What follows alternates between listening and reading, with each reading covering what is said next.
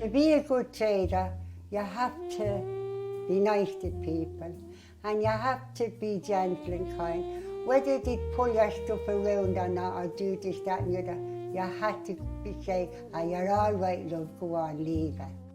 Oh, you just get the same people coming in every day, and they'd come up to you. Some of them wouldn't buy anything at all, but you just have a chat. It was good crack, yeah, it was, definitely. Man, I will buy the me for £6.5, pay for £3 and a half a pound, £2. I remember going into the market from an early age.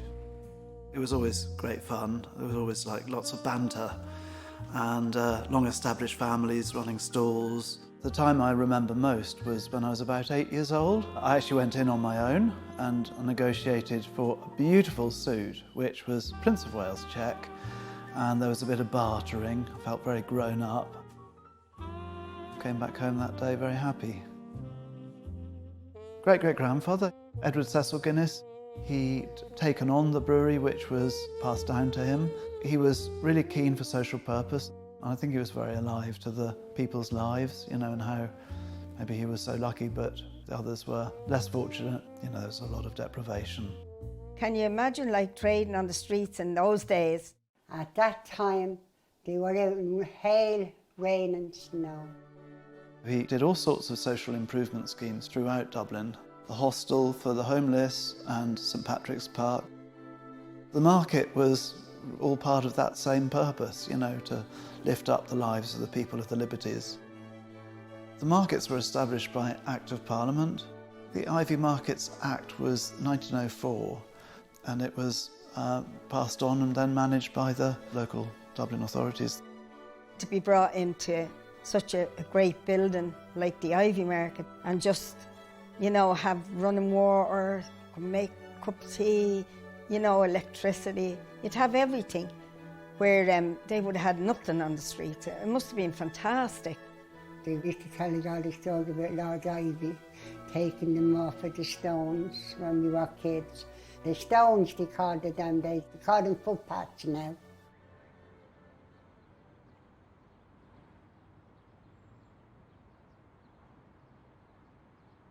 Looking at the building in front of you, up the granite steps, and then the figures on the outside depict all these traders from around the world.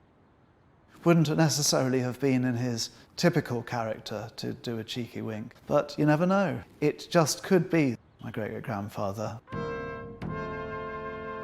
The architect's name was Hicks.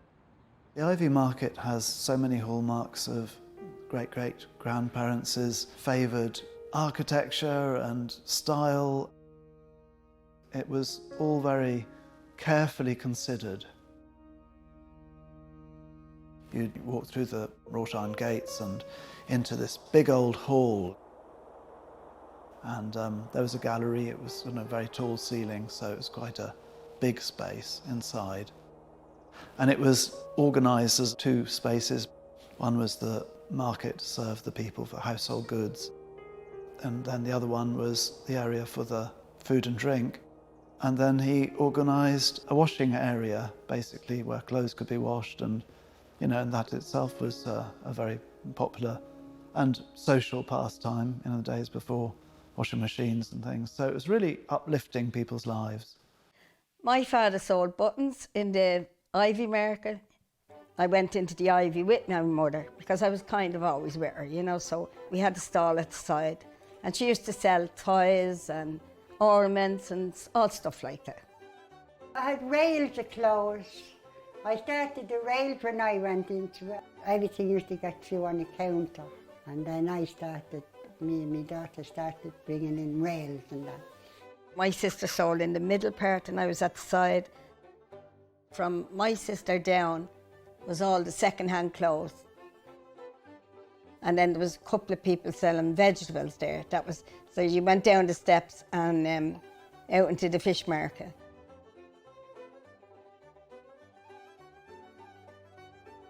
The roof was primarily tiled, and it's got sort of wooden skylights, if you like, and glass panels.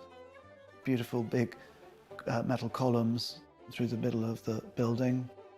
a lovely balcony going all around it.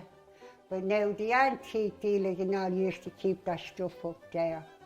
It's a magnificent building. But again, they were nothing, the markets, without the people that were the stall holders and the whole community that loved and enjoyed and relished the place.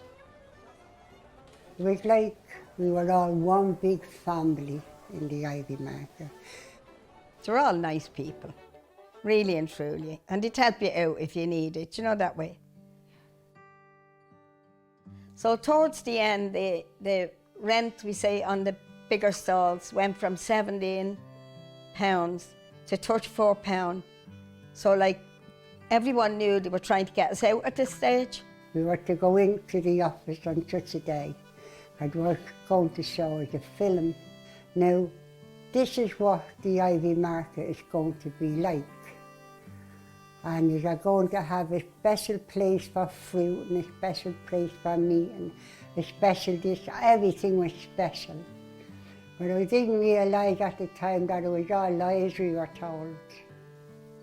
Now look at all the years now, it's lying idle, and we still never got back into the market. My experience of the markets from a personal capacity is living in the area for the last 23 years and just seeing this incredible building over time just, you know, becoming more and more run down. As I understand it, the rights to develop the building were granted to a certain individual, and that he had a certain amount of time in which to exercise the planning permission. So the dispute arose as to whether or not the planning permission had actually been enacted or not, and the result is that it's being fought out in the courts. It's gone horrible now. They've just let it go, like, completely, you know. That was the heart of the Liberties that they took away from us, the Iveagh market. When it came to Lord Iveagh's attention that the markets had, you know, collapsed into this state of disrepair, but also that it was now tied up in this legal wrangle, he exercised a clause in the original contract, or the original terms of his bequeathing this to the council and to the city, which was that if there was a risk that the markets would not actually be used in the intentions that he had, you know, set out, or that they were at risk, that he could rescind that arrangement. So he enacted that, and hence we saw the occupation just before Christmas last year. Paul Smithick, who represents Lord Iveagh in Ireland, arrived to a hero's welcome from residents of the Liberties.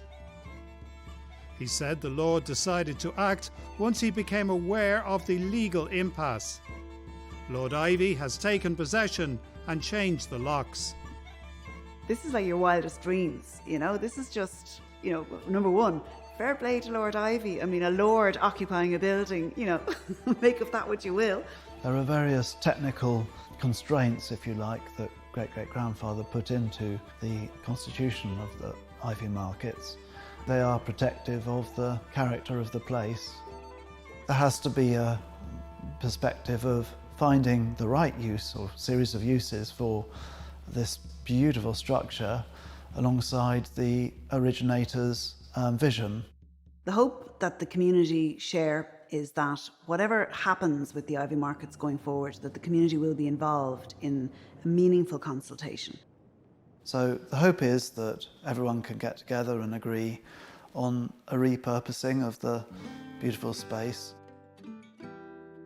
to bring back the original glory of the existing structure, and obviously to serve the people with a contemporaneous use, something that's really purposeful for the 2020s.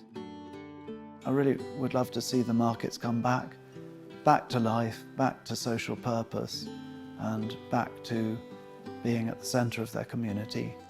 I hope one day they will open again, because I would like my grandchildren and great-grandchildren to experience that, the pleasures that we had in the Iveagh market.